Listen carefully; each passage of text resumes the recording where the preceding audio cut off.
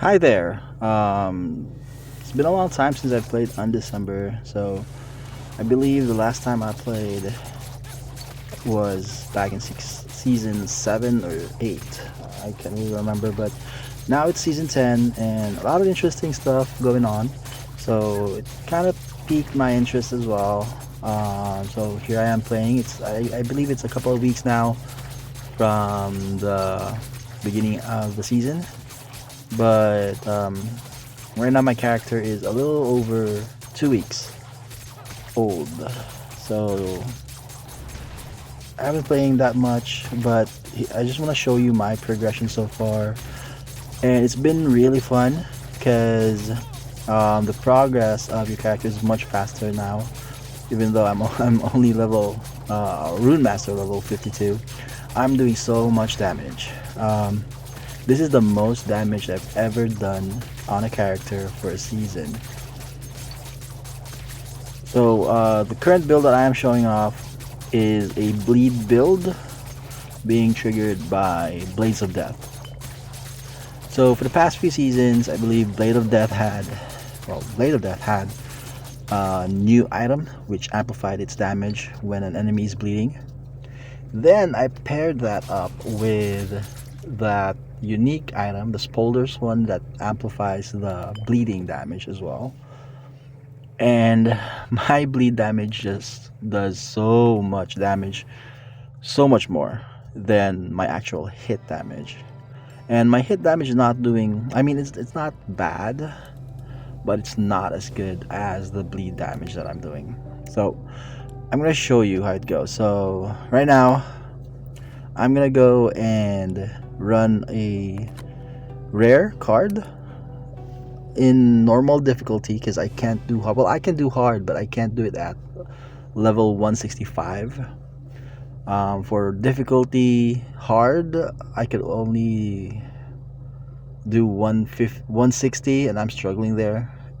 Comfortably, I can do 155 on hard, but I just want to show you 165 on normal difficulty because I like to get those tier 35 equipment. so um so yeah, a lot of new stuff as well. Because the crazy thing is, I don't need darkness energy anymore to activate the growth level of a card. As you can see, I don't need to use it, but I'm not particularly sure what's the catch. I think there's a catch, I just don't see it. Hopefully it's not rubies, but yeah, I'm activating this card without darkness energy. If someone could explain to me in the comment what's the catch, please do. So yeah, here we go. So I normally use a lot of potions because I have the potion belts. On this run, I'm using chaos potion or chaos resist potion. I'm using dodge potion. I'm using HP potion. I'm using the excavator for drop rate and amplify damage and amplify move speed. So yeah, here you go. So you can see there, you would think that my hit damage is the one that's killing the enemies. I'll tell you, my hit damage is just a fraction of the damage I deal. The bleed damage is the one doing all the work here.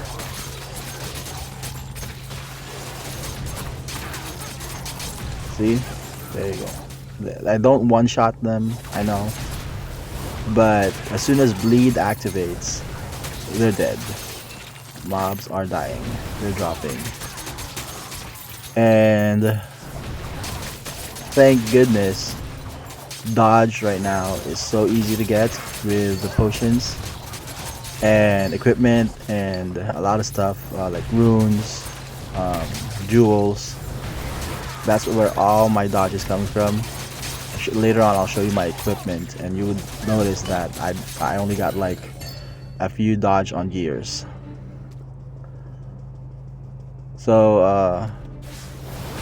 yeah, it's good at runs, but the bad side of doing bleed or using bleed as your main damage is you're not gonna kill champions right away. It's gonna take a few seconds before it activates on a champion. I think champions either they have high resist on status effect damage, or they just have immunity for certain seconds, so maybe a buff that they have or whatnot that avoids them getting bleed damage. So you'll see later on once I encounter a champion, I normally don't activate bleed right away. It's gonna take me a while. I have to fight for a few seconds before it actually gets to activate. So here, and Puru is kind of tough with this build, right? The Grave Robber Puru, as you can see, he's not gonna die right away. It's gonna take you a while because bleed doesn't activate on Puru. It's just gonna be the hit, although it's one. But a lot of builds out there can melt Puru right away because of the number of hits they make. So I believe, yeah, right there on the map you can see the champion already in sight. I'm not gonna fight him yet. I just want to clear the mobs first because those mobs are so annoying, and I'm just playing on my phone. It's gonna lag so much if there's too much mob. So there you go. See, it doesn't activate right away. My hit damage is shit. Sorry for the language, but it's not that good. You can see, bleed's not activating, but once bleed activates, champion melts. It may take us a few seconds. That's the downside of this build. Bosses though, I fairly activate bleed quite quick on bosses, which you'll see in a bit. Elites, not a problem. Only champions so far. I haven't tried arena yet. That's a new content for me, or maybe I've tried it before in the previous season, but this season I haven't tried arena yet. Maybe I'll try that in the future when I get stronger. You can see boss, yeah, melts. Not as fast as others, but because I have to activate bleed and stack it. But yeah, it melts. So there goes the run. I believe that was a bit over 4 minutes or a bit over 3 minutes. I don't remember, but yeah, I guess it's good. Let me show you my setup. So first I'll show you my gears. Here I have my weapon for a crafted staff, because this is the best weapon I could find in the market. I bought it for like 1,000 rubies, and it gives me so much damage. And the helmet, easy to get. So this is the Spolder I was talking about that amplifies bleed. So you want to get the bleed amplification and max stacks of bleed. So here's the armor. Everyone's wearing this. It's quite a good armor, easy to get, gives a lot of defense. Then the gloves, kind of expensive. Yeah. So boots. I don't use sprint, but I like the other effects for my build. Then I get Caprice. Caprice Heart is super duper cheap right now. Then here's the belt. No other belt comes close. I believe enhanced potion belts are the best belts out there. Maybe I'm wrong, but they're easily accessible. And here the ring. I got lucky on the gacha season unique equipment gacha. So yeah, I got lucky there. Bouncer Senate, Akiban's Thunder. Good. It's a good ring. I haven't used blacksmith though, but I don't have much barrier to make it work, so I'm gonna stick with this. I don't use the skill of this ring, which is, I believe, the persistent strike enhance attack skill. I don't use that. I use the intensify pain one. So here I'm showing off my lacrima. My lacrima here has bleed rate, max bleed stacks, bleed damage amplification. That's coming from the two-hand axe. And I also got like the unique weapon for the Blade of Death there, and Overture of Grace. So now you're looking at my charms. I know, kind of weird. Aquila Blessing at max. I mean 3 Aquila Blessings and 1 of each for Hamal, Castler, and Leo. Aquila is I love the DOT, right? Here I'm just showing off the different charms I'm wearing. So it's mostly got critical rate and a mixture of crit damage and status effect damage and DOT. Because I'm weird like that and I like it. So yeah, that's my charms. Let me show you the skills that I'm using. So Blade of Death, I don't have a linked spell that additionally triggers. It's just basically Blade of Death. Just Blade of Death, because your additional damage is coming from the bleed it does, and it's actually your main damage, which is the bleed. So yeah, so you can see DOT enhancements. I got the DOT rune, the bleed rune, the status effect rune, Mana Storm, DOT acceleration, and physical energy. I'm using physical energy because it's a physical skill. Although it's a spell, it does bring down 200% of spell damage, but you get 30% amplification and cast speed amplification with this rune, like the Extract Earth rune. And here are the toggle runes I have. I got a lot. Most of them are defensive. I think the only offensive toggle rune I have is the Seal for DOT. And I'm using Leap because I can jump over obstacles, which I like. It makes me run faster because I run really slow. So yeah. So you can just pause anywhere if you'd like to view each of the runes I'm using. But mainly here, my attack enhanced rune is the Intensify Pain, which amplifies DOT by so much. It's crazy.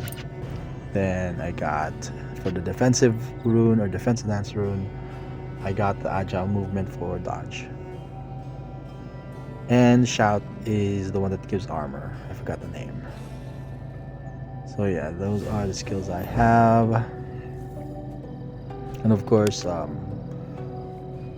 blood explosion to trigger that amplification damage on bleeding. So here's my Zodiac.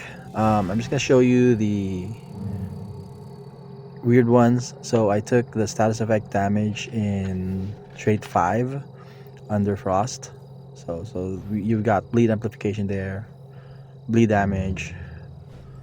I also took a few here on Rainbow for the crit chance and cast speed, because you saw my weapon earlier, it only has 1 speed.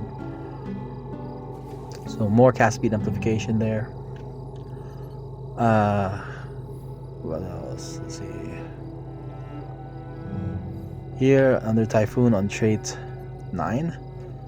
I'm gonna change this. So it's +1 Earth Essence gives +1 energy, max energy, but I'm getting max energy anyway. So I'm just gonna reduce at least the debuff effect of physical or earth energy, which is the spell damage decrease.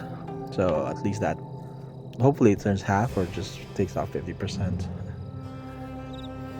So yeah, Holy Manufacturing, trait 9 still, Spike. So yeah, those are potion effects. And we got here Farmer under trait 8. So we got bleeding effects here and physical damage amplification.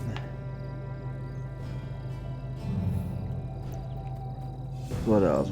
I believe trait 4 here. I got a few stuff for two-handed weapons because I'm using the staff. So damage amplification, a few stats. It's a good one. Maybe there's something better. I'll try to explore that. Then on trait 3, potion effects. I'd rather have potion effects. Then the projectile buff here, it dampens your HP while amplifying your damage, but 8% HP dampening is not looking good to me. So yeah, these are just status effects rates. Makes me trigger bleed rate easier. So here's my specialization. So trait specialization 1, I'm going for this here. Convert mana, acceleration for more cast speed because I lack cast speed. Then specialization 2, I got sharpness and also the projectile damage amplification. I'd like to try to get Brand of Agony, but let's see, maybe when I get enough crit rate I'll change to Brand of Agony for more DOT damage. But for now I'm using sharpness, the sharpness tree.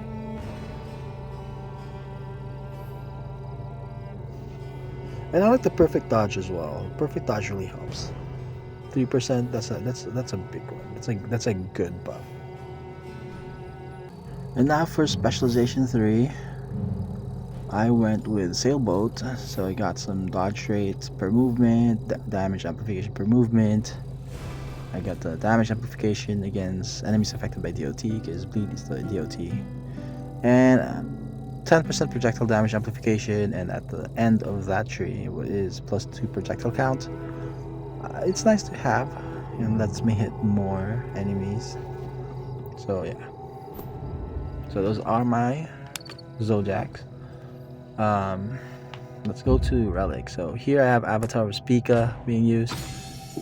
Okay, so Avatar of Spica, you've got enhanced bleed here. I'm mainly using it for the duration increase because the DOTs is gonna be cut short if you don't have enough duration due to the DOT acceleration rune.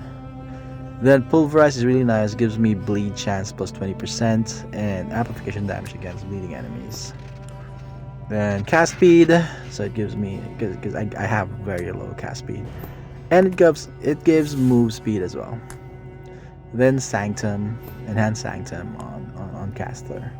So I've only got 3 so far, and the third one isn't even maxed out yet. I believe you can get 4 now maxed out for 3 maxed out, and I think a little over a certain level on the 4th one. But yeah, I'm thinking changing cast speed for chaos, for more chaos resist, but I think I'm comfortable with the cast speed because it amplifies my move speed. I'm gonna stick with cast speed then for Seftar there. Okay, so what else do I have? Let me see, what do I need to show you guys, or is there anything else to show though? Let me exit from here. I think that's it for now. So if you stuck this far, thank you so much for viewing my video. I hope to post more videos on the progress of my character if you're interested in the bleeding skill. So yeah, see you next time, guys.